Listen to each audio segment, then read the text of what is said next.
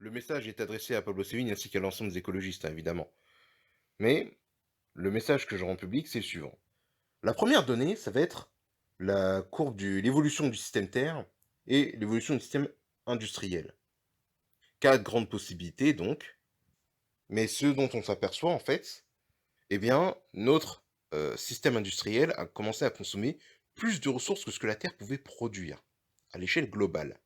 Et pourquoi à l'échelle globale c'est important? Parce que on n'a qu'une seule planète. Et aujourd'hui, on est dans une économie mondialisée. Donc si jamais il y a un problème écologique à l'échelle mondiale, on ne pourra pas fuir un pays pour aller dans un autre. C'est à l'échelle mondiale. Et notre économie est mondiale. Donc nécessairement, tous les pays seront affectés. Ensuite, ce qu'on remarque, c'est que ça n'a toujours pas cessé. C'est-à-dire qu'on continue à produire toujours plus, au mépris des réalités écologiques, qu'il y a eu un lobbying extrêmement puissant de la part des multinationales pour amener la population à négliger l'état actuel de la planète. Et en fait, si on regarde la situation en face, tous les divertissements depuis les années 70 ont pour seul et unique but de nous faire négliger cette information. Tout ce que vous avez autour de vous, la télévision, la radio, tout ça, tout ce que vous avez, ça c'est un lobbying pour en fait vous faire oublier que depuis près de 50 ans, on vit dans le capital écologique de la Terre. En fait, la Terre est à découvert depuis 50 ans au niveau écologique. Tout est fait pour vous faire oublier cette réalité. C'est pour ça qu'on vous dit croyez en vos rêves, prenez un crédit pour n'importe quoi, parce que finalement, en fait, ces gens-là ont une volonté et une mentalité assez court-termiste. Parce que justement, on a commencé à avoir une économie au mépris de la réalité écologique. Et le problème, c'est qu'il n'y a pas que la Terre qui en souffre. Il y a aussi les vivants, et notamment les êtres humains. Les êtres humains qui souffrent de cela, il faut pas aller dans les pays défavorisés pour s'en rendre compte. Et une image illustre bien l'état actuel donc de la planète, non pas des années 70 mais maintenant, avec notamment le schéma de la biomasse. Et nous nous rendons bien compte que dans la biomasse actuelle, en fait, on a exterminé tout le monde, on a tué tout le monde. Il faut arrêter de se voiler la face, de tourner autour du pot, enfin, on a tué tout le monde. Aujourd'hui, il ne reste que du bétail. On a tué tout le monde sur Terre, on a tué tout le monde. Faut arrêter de se voiler la face, on a tué tout le monde. On a un effondrement du vivant, c'est pas possible. On a tué tout le monde. Faut arrêter de raconter aux enfants la communion avec la nature, etc. On a tué la nature. Là, si on veut vraiment remonter la pente, on est obligé de reconstruire parce qu'on a déjà trop détruit. Et là, la réalité, on a déjà trop détruit et maintenant on est en train de se détruire. On est, depuis les années 70, même plus dans une société de divertissement. Parce que c'est seulement une fois qu'on satisfait ses besoins qu'on peut se divertir. Si vos besoins ne sont pas satisfaits, vous mourrez. Quand vous êtes mort, vous ne vous divertissez plus. Aujourd'hui, on n'est plus dans le divertissement. On est dans une sorte de civilization washing. C'est-à-dire qu'on nous présente à chacun d'entre nous un état de la civilisation qui est totalement déconnecté de son état réel. Vraiment. C'est un exemple juste tout bête de ça, c'est le PIB. On présente l'argent qui est dans le pays, mais pas la manière dont il est réparti dans le pays. C'est quand même pratique. C'est n'importe quoi, ça n'a aucun sens. Ce qui compte, c'est la répartition des richesses. Le pays n'a jamais été aussi riche et pourtant, on peut dire que la pauvreté et le chômage, la tendance est un petit peu à la hausse, quoi. Sauf que, en réalité, c'est très facile de redescendre en dessous du système Terre, en fait. Cette réalité, elle est pas si horrible que ça. Parce que, dans ce que je viens de vous dire, on oublie certains détails. Il y a 89% des richesses qui appartiennent à 1% de la population. Mais alors, qu'est-ce que ça veut dire? Et bien, concrètement, ça veut dire que 89% des efforts fournis dans une population servent à 1% de la population. Ce qui veut dire qu'en réalité, le chiffre que je vous ai donné, c'est la consommation globale. Mais à aucun moment je n'ai précisé comment cette consommation globale était répartie. Sauf que, on n'arrive pas à découpler la croissance du PIB et la croissance de la consommation. Ça veut dire qu'en réalité, la courbe que je vous ai donnée tout à l'heure, on peut la voir comme une courbe moyenne. Comme si, en moyenne, on consommait plus que ce que produisait la planète. Sauf que, si jamais il y a des inégalités monstrueuses au sein de nos sociétés, ça veut dire que si jamais une société devenait plus égalitaire, eh ben nécessairement on consommerait beaucoup moins. Ça veut dire qu'en réalité, la majorité de la population a une consommation qui peut être très inférieure à la consommation qu'on a actuellement et être pourtant en meilleure santé. Et en réalité, ben, vous avez une courbe pour les gens les plus riches qui dépasse de très loin celle qu'on a dans le graphique. C'est-à-dire qu'en réalité, si les riches consommaient 99 fois moins, et uniquement les riches, on aurait en réalité une société beaucoup plus écologique, sans même faire grands efforts. Bon, bien sûr, il faudrait que tout le monde s'y mette, hein, faut arrêter de se voiler la face. Mais c'est une métaphore pour dire, en réalité, si on dessinait les courbes différentes par niveau de richesse, on se rendrait compte que tout le monde ne consomme pas pareil. Par exemple, dans une croissance démographique, il va y avoir 2 milliards d'Africains en plus, et beaucoup de gens pointent l'Afrique du doigt pour ça, sauf qu'en fait, c'est un faux problème. Parce que ce qu'on dit pas, c'est qu'un Africain, ben, en moyenne, ça émet beaucoup moins de gaz à effet de serre qu'un Américain. Et oui, parce que je peux te dire que moi, enfin, je peux te dire que si tout le monde émettait en moyenne autant de gaz à effet de serre qu'un Africain, ben, l'écologie, on aurait réglé un des gros problèmes au niveau des gaz à effet de serre depuis bien longtemps. Donc c'est ça aussi qu'il faut voir. En réalité, si on voyait qui pollue en fonction du niveau de richesse, on se rendrait compte que finalement, ben, si on était dans une société égalitaire qui consommait moins que ce que le système Terre peut lui offrir, mais en réalité, on vivrait infiniment mieux. Ce sont les inégalités qui faussent le calcul. Et oui, ça on vous en parle pas. Forcément, si vous prenez la moyenne des salaires de votre entreprise et vous comptez les employés qui gagnent le SMIC et qu'à côté il y a un patron qui gagne des millions d'euros, bah forcément ça va un petit peu fausser la moyenne. Et oui, c'est ça qui se passe en fait. Hein, vous n'avez pas du tout le même enfin vous n'avez pas du tout le même résultat. Avec vous ajoutez des patrons qui possèdent des millions, ben oui, forcément ça va fortement influer sur le salaire moyen. Mais ça ne veut pas forcément dire que le salaire moyen est fidèle au salaire de la plupart des Français. Il y a une notion d'écart type qu'il faut prendre en compte en fait. Et ça, on se rend bien compte finalement que certains sont bien au-delà de la courbe moyenne de consommation des ressources de la Terre, et d'autres sont bien en dessous, y compris dans les pays les plus développés au niveau technologique. Donc, je pense que la raison pour laquelle, en fait, j'ai partagé cette information, c'est que il faut insister plus, il faut insister davantage sur l'injustice socio-économique. Parce que c'est ça le réel problème de notre société. On a certes une matrice écologique, c'est-à-dire la nature, mais on a aussi, par-dessus, on a rajouté toute une matrice sociologique qui, dans sa conception même, empêche l'écologie. C'est-à-dire vous aurez beau polluer moins en étant pauvre, si à côté on construit des méga yachts et ce genre de choses, c'est pas possible en fait. On peut pas être suffisamment sage pour adopter des politiques réellement écologiques et continuer à être suffisamment pas sage pour produire des 4x4 et je sais pas quel autre produit de luxe. Bon, je vais me faire des ennemis, hein, mais voilà. Enfin, oui, d'accord, un petit plaisir de temps en temps, pourquoi pas. Mais on peut pas construire des méga yachts de 80 membres d'équipage pour qu'un riche puisse passer 2 semaines dessus et dire l'humanité a évolué. C'est pas possible. On peut pas faire ça. On peut pas continuer à jouer sur les deux tableaux. C'est pas possible. Et il faut savoir que ce n'est pas seulement parmi les riches qu'il y a du déni, hein, absolument pas. Le problème ne sont pas forcément les chasseurs, mais surtout ceux qui, parmi leurs semblables, sont fiers de leur servir de chiens de chasse. Le problème, c'est pas seulement les riches, mais surtout ceux qui se consacrent aux riches, en fait.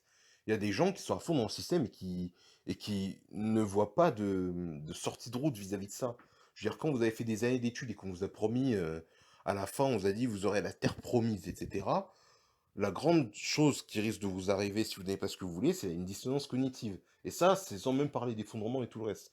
Je pense que la plus grande dimension à prendre dans les fondements, c'est pas seulement une dimension physique, parce que physiquement, la Terre a de quoi nourrir les hommes. C'est surtout au niveau psychologique. Enfin, il y a des gens, en cas d'effondrement, ils vont se dire, j'espère en tout cas que la prochaine saison de ma série préférée sur tel service de vidéo à la demande, j'espère qu'elle sera bonne. Tu sais, il y a des gens qui vont pas comprendre en faire. Leur cerveau, il va déconnecter. Mais vraiment. Il va être complètement déconnecté des faits. Il y a des gens qui vont pas capter la situation. Vraiment. C'est-à-dire pour eux, c'est tellement inenvisageable. Ils sont tellement tous les jours la tête dans le guidon, à pas relever la tête que, en fait, ils vont même pas capter. Ils vont pas capter. Leur cerveau, il veut pas enregistrer l'information. Ça risque d'être assez problématique, d'où un fort risque de pétage de câble. Quand je vois certaines baltringues qui supportent pas la moindre petite secousse parce qu'ils ont pas ce qu'ils veulent, ou pire encore, qui se permettent de faire tout et n'importe quoi, mais quand ça tombe sur eux, ils sont choqués, heu, je suis assez, dubitatif quant à la réaction psychologique de la population. Le problème, c'est au niveau psychologique, on a voulu transformer la population en une sorte de machine à consommer. Le problème, c'est que ça a créé la population en des sortes de psychopathes, consommateurs compulsifs, où dès qu'en gros on a un problème, on consomme. Et le problème de ça, bah, c'est que c'est très dangereux. Toutefois, je pense qu'il y a vraiment une dimension psychologique à prendre en compte. Et ça, Pablo Séville l'a d'ailleurs bien saisi. C'est-à-dire, ce qu'il dit, c'est pas forcément la pénurie en elle-même qui risque de poser problème. Le problème, c'est l'entrée dans une ère de pénurie avec une mentalité égoïste. Et j'ajouterais même à cela court-termiste. Surtout, il va falloir penser sur le long terme. On peut plus penser comme des guignols et se dire bon, je consomme et puis après si je fous la merde, la terre est une poubelle infinie, tant pis, ce sera pas grave. On peut plus penser comme ça. C'est plus possible. C'est vraiment plus possible. On peut plus penser comme ça, en fait. Voilà, la priorité c'est pas d'aller sur Mars, d'accord? On peut plus penser comme ça. C'est pas possible en fait. On peut pas dire ouais j'ai fait n'importe quoi mais c'est cool. Non, on peut plus se permettre d'être aussi narcissique. C'est peut-être une métaphore qui peut paraître alambiquée, mais quand le nombre de voies se rétrécit, on peut pas se permettre de s'arrêter en plein milieu de la route, en plein milieu de la voie, de sortir sa carte et d'attendre qu'il y en ait un qui nous fonce dans l'arrière-train à 120 km/h. On peut pas faire ça. On peut pas avoir ce comportement irresponsable-là. On peut pas continuer à se comporter comme si on était tout seul, avec une mentalité égoïste, dans une ère de pénurie. Ça, c'est plus possible. Le truc, c'est que notre société, non seulement à l'échelle individuelle, mais aussi et surtout au niveau institutionnel, n'a pas du tout les bons réflexes pour ça. Quand on a un problème, on privatise, on met un riche dans les affaires de l'État et on lui permet de privatiser les autoroutes et ce genre de choses. On va plus pouvoir faire ça en fait.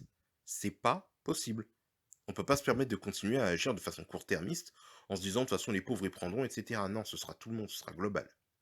Et le pire, c'est que ces élites, en réalité, il faut vraiment comprendre que beaucoup d'entre elles sont des psychopathes. Il y a plusieurs choses. Déjà, ils ont un petit peu une sorte d'immortalité symbolique. Ils sont tous fils d'eux et pères d'eux. Le problème, c'est que ceux qui sont nés un petit peu dans les 50 dernières années, ils sont nés un petit peu avec tout l'argent du monde sans vraiment l'avoir mérité. Et quand tu es dans cette situation-là, tu peux pas dire à tes enfants, on tue des innocents et il n'y a aucun problème, ils le méritent, etc. Tu peux pas dire ça à ton enfant. Faut pas croire que les fils de riches se lèvent le matin en disant alors maman, combien de pauvres vont me tuer aujourd'hui? Non, c'est pas ça. C'est pas ça les riches en fait. Ils se rendent pas compte ces gens-là. Et surtout, ils ne veulent pas se rendre compte. Il y a tout un mythe autour. Parce que forcément, quand vous imaginez, quand vous avez tout l'argent du monde et que vous voulez vous persuader que vous le méritez, vous vous persuadez être un surhomme. Sauf que si vous vous persuadez être un surhomme d'un côté, ben, l'homme étant toujours à l'équilibre, il faut, entre guillemets, vous persuader d'avoir des sous-hommes de l'autre. Voilà, on a vu ça au XXe siècle, comment ça s'est passé. On promet la race aryenne, du coup, on trouve une autre soi-disant race à exterminer. Et malheureusement, c'est ça avec les psychopathes qui dirigent notre économie. C'est exactement ça. C'est-à-dire, d'un certain côté, on a des riches qui se persuadent qu'ils méritent tout l'argent du monde. Et forcément, si les riches se persuadent de mériter tout l'argent du monde, ils vont aussi se persuader que certaines personnes ne méritent pas tout l'argent du monde. Alors au début, ils le cachent, hein. Ils font semblant. Hein. Au début, bon, faut avoir un bac, puis bac plus 2, bac plus 3, bac plus 5, bac plus 8 et bac plus je sais pas combien. Puis bon, quand tu vois qu'il faut avoir bac plus 2 pour être caissière, tu te dis foutage de gueule. Il y a un moment où ils peuvent plus justifier les écarts de richesse. Donc là, on commence à passer sur des critères un petit peu plus arbitraires. On a vu ça là, au XXIe siècle, la couleur de peau, la religion, une longueur de barbe un peu trop grande, une peau trop pigmentée ou pas assez, l'orientation sexuelle ou même littéralement le sexe, etc. Voilà, tu sais, à la fin, les critères commencent à être de plus en plus superficiels. Et dans les critères d'embauche, on les voit, hein. C'est-à-dire, forcément, t'as tous les pouvoirs, donc au bout d'un moment, t'as tellement tous les pouvoirs que tu peux être débile, tout te sourit. Et ces gens-là essayent de s'auto-persuader qu'ils le méritent, etc. Alors que tout ce qu'ils ont est basé sur une injustice fondamentale. La seule récompense des riches, c'est de tirer profit de la stupidité des autres. Sauf que, ben ça, c'est pas très glorieux en fait. C'est pour ça qu'il faut pas l'oublier. Parfois, par exemple, bon, j'ai un grand respect un petit peu pour le travail que font les Poinçons Charlot, par exemple. Ce sont un couple en fait qui étudie un peu le comportement des riches. Mais ils ont souvent une expression que j'aime pas du tout, qui est que nous entrons dans une guerre des classes. Alors, pour être honnête, si les gens, si les Poinçons Charlot parle de violence des riches, je suis d'accord. Mais parler d'une guerre des classes, c'est voir la situation sous un angle qui met perpétuellement en valeur ce qui se considère comme un corps de classe. Le problème n'est pas la richesse. Le problème, c'est l'irresponsabilité avec laquelle ces gens-là gèrent ou mal gèrent leur richesse. Nous ne sommes pas dans une guerre des classes, nous sommes dans une guerre d'irresponsabilité. Ces gens sont tellement irresponsables qu'ils ne sont même pas capables d'assumer le fait de donner un nom à la guerre qu'ils nous mènent. Ils ne sont même pas capables d'assumer le fait de donner un nom à la dictature que nous subissons. À tel point que quand Madame Pinson Charlot en parle, elle dit nous sommes dans une dictature qui ne dit pas son nom. Et c'est ça qui caractérise la situation. Ce n'est pas une question de classe, c'est une question de responsabilité. Ces gens-là, nous leur avons confié les clés de l'économie et ils se sont montrés irresponsables à ce statut. Nous ne sommes pas dans une guerre des riches, nous sommes dans une guerre des irresponsables. Et ces irresponsables, qui ne sont pas capables de gérer une économie artificielle, dont ils ont toutes les clés, n'ont aucune raison d'être suffisamment considérés comme responsables pour gérer une révolution et une transition écologique. Ils promettront du solutionnisme, ils exploiteront les gens jusqu'à la moelle, mais en aucun cas, ils ne permettront aux gens de s'épanouir dans une société égalitaire, parce qu'ils n'en voient pas l'intérêt. Ils ne sont pas sur Terre dans leur tête, ces gens-là. Ils voient la nature comme une plaine infinie, où plus on la brûle, plus il y a de terre qui se révèle. Donc vraiment, c'est ça qu'il faut comprendre. Ces gens-là, on ne peut pas leur faire confiance à ce niveau-là. C'est plus possible. Même quand je vois l'alternance, c'est n'importe quoi. Rien que sur le principe. Donc je vais détruire ce truc-là une bonne fois pour toutes. En fait, vous refusez d'embaucher les jeunes parce qu'ils n'ont pas d'expérience avant le travail. Donc, vous voulez embaucher des jeunes sans expérience et sans formation pour faire à la fois du travail et en parallèle une formation afin de trouver simplement un travail plus tard. C'est ça le principe de ce que vous faites en fait. Tu sais, ça a l'air tellement évident quand je le dis comme ça de façon rationnelle à tête reposée, mais ça incarne tellement le désespoir des gens, c'est juste pas normal. C'est juste que, d'ailleurs, normalement, vu que c'est une formation professionnelle et que ça sert au monde professionnel, ça devrait financer de manière professionnelle. Donc, normalement, un alternant ne devrait pas voir la différence de sa paye entre son statut en tant qu'alternant et son statut en tant que salarié à temps plein, puisque en réalité, un alternant est un salarié à temps plein. Il est dans un contrat professionnel et dans une formation professionnelle. Il n'est pas normal que sur sa fiche de paye, il y ait une différence quant à l'argent qu'il perçoit. Il ne faut pas oublier que concernant le financement de l'éducation, nous payons des impôts. Donc c'est nous qui le payons. Voilà. Donc certes, il y a un problème écologique. On le voit bien. Et il ne faut pas tomber dans le piège des prédictions. De dire dans combien de temps est-ce qu'il sera trop tard. Je veux dire, il est déjà trop tard pour plein de choses au niveau écologique. Il n'est pas trop tard pour tout, mais il est déjà trop tard pour suffisamment de choses. Il n'y a pas besoin de donner une date future, parce que donner une date future, ce serait permettre aux gens naïfs de continuer à se persuader que tout va bien. Pas la peine. Le constat est déjà là. Ça n'a même pas matière à être débattu. Le seul débat qu'on peut avoir, c'est sur les mesures que l'on va prendre. Mais si je puisse donner un conseil pour ça, outre le fait de tenir compte de la dimension sociétale de la révolution écologique, franchement, arrêtez le solutionnisme en fait. Ne cherche pas la solution idéale, le secret magique, la révolution technologique. Quand bien même on l'avait, ce serait une catastrophe. Le problème n'est pas la technologie, le problème c'est comment on l'utilise. D'accord? La puissance de calcul qu'a notre smartphone, c'est celle qu'il a fallu pour lancer une fusée sur la Lune. Si on l'utilisait correctement, ben, on n'en serait pas là. Il faut arrêter le solutionnisme. Il faut aussi arrêter, là je parle pas des écologistes, mais plutôt de ceux qui veulent, soi-disant décrédibiliser les écologistes. On s'en fout en fait que vous soyez d'accord avec l'écologie ou non. Je veux dire, il y a des gens, il faut pas perdre son temps à négocier avec eux. C'est quand la mort sonnera à leur porte qu'ils diront faut faire quelque chose. Ces gens-là, laissez-les dans leur coin. Voilà, faut même pas chercher. Ils doivent perdre toute crédibilité en fait, ces gens-là. C'est pas possible. Il y a des gens, vous les changerez pas, hein. Et pareil, il y a des gens qui vont défendre le système, quoi qu'il en coûte. Ok, qui restent dans leur délire, mais ils commencent pas à forcer les autres à aller dans la mauvaise direction. Ça, c'est important. Faut renoncer un petit peu, entre guillemets, aux espoirs à la con. Et aussi, faut pas chercher à trop rassurer les gens. Voilà, la peur, c'est quelque chose d'important. La peur, c'est quelque chose de nécessaire à la survie, hein. Je veux dire, si vous voyez un lion d'un côté et un pommier de l'autre, ben, vous allez croquer la pomme si vous n'avez pas peur, et le lion, pendant ce temps-là, il va vous croquer la cuisse. C'est pas très intelligent. Et la peur est quelque chose de nécessaire. Ce à quoi il faut renoncer, et ce dont il faut avoir peur, surtout, c'est les espoirs à la con. C'est les rêves qu'on nous fait miroiter, etc. Il faut être un petit peu honnête. Il y a des tas de gens qui ne demandent qu'une seule chose, jour et nuit, c'est qu'on leur mente. Faut pas de ça. Faut pas tomber dans ce piège-là. Ne leur mentez pas. Et si jamais ils sont malheureux et qu'ils veulent rester dans leur malheur, laissez-les. Mais commencez pas à leur dire, bon, bah écoute, on va aller dans ta direction de mensonge. Non, vous laissez la personne dans son coin, chaque chose dans son temps, chacun comprendra les choses à son rythme. Mais ne tombez pas dans la facilité, ne tombez pas dans ce trop-plein de pitié d'aller encourager les gens dans la mauvaise direction. Si les gens veulent foncer dans le ravin, c'est leur choix. Mais qui ne forcent pas les autres à faire pareil qu'eux pour se persuader qu'ils ont tout le temps raison, etc. Surtout pas. L'optimisme, oui, mais la naïveté et le fait de négliger ce qui est mauvais, non. Ce message est un petit peu adressé aux écologistes, mais aussi un petit peu à ceux qui s'intéressent au sujet. Et je vous dis à bientôt pour la prochaine vidéo.